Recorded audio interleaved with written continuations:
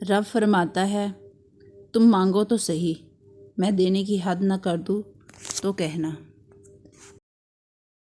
2 گھونٹ اللہ کو بہت پسند ہیں، ایک غصے کا، دوسرا صبر کا۔ خاموش رہو، صرف خدا ہی ہے جو تمہارے دل کا بوجھ اتار دے گا۔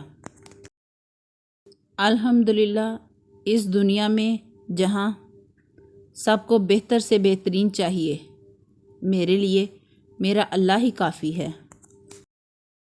دعا غموں کے قفل زدہ محل میں آس کی اکلوتی کھڑکی ہوتی ہے۔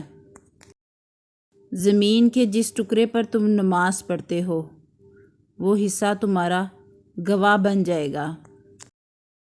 خدایا مجھے کبھی میرے حال پر مت چھوڑنا، میرا تیرے سوا کوئی نہیں۔ بے زبانوں سے بھی ہمدردی کرنا نہ بھولو، یہ بغیر لفظوں کے دعائیں دیتے ہیں۔ اللہ تعالیٰ فرماتے ہیں مت ہو پریشان، میرے بند کیے ہوئے دروازوں پر میں خیر لانے سے پہلے مصیبتوں سے گزارتا ہوں۔ نماز ادا نہ کرنے والا جنت کی ہر نعمت سے محروم رہتا ہے، کیونکہ نماز تو جنت میں داخلے کا پہلا قدم ہے۔ خطا کا پتلا ہوں، معافی چاہتا ہوں، عرش والے سے بھی اور فرش والوں سے بھی۔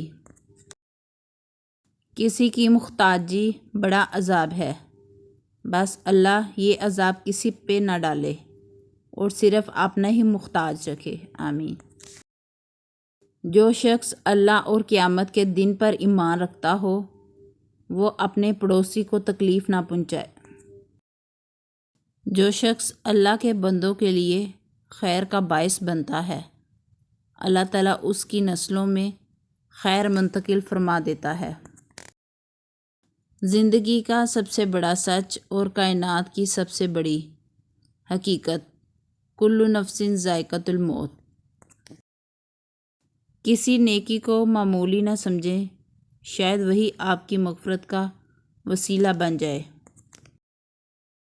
رحمان کی عبادت کرو، بھوکوں کو کھانا کھلاؤ اور سلام کو عام کرو، تم جنت میں سلامتی کے ساتھ داخل ہو جاؤ گے۔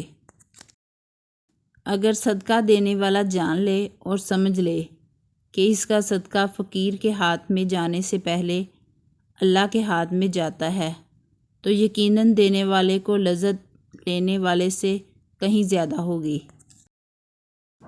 الحمدللہ، ہر اس چیز پر جو مجھ سے لی گئی اور مجھے بن مانگے دی گئی، شکوہ تو بنتا ہی نہیں ہے اس پاک ذات سے جو بہتر کا بدل بھی بہترین دیتا ہے۔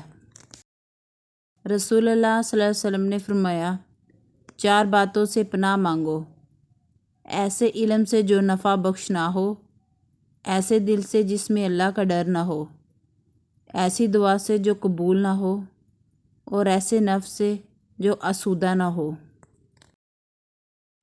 اللہ سے مانگنا کبھی مت چھوڑنا، اللہ نے تو ابلیس کو بھی دے دیا جو اس نے مانگا۔ تم اپنے آپ کو کتنا ہی گنہگار سمجھتے ہو، اللہ کو پکارنا مت چھوڑنا۔ اور جو فیصلہ میرا رب کرتا ہے، یقین جانو عرش سے فرش تک وہی بہترین ہوتا ہے۔ زندگی جب مشکل ہونے لگے تو انبیاء کرام کے واقعات کھولو، سب آسان لگے گا، کیونکہ اللہ نے انہیں ہم سے زیادہ آزمایا تھا۔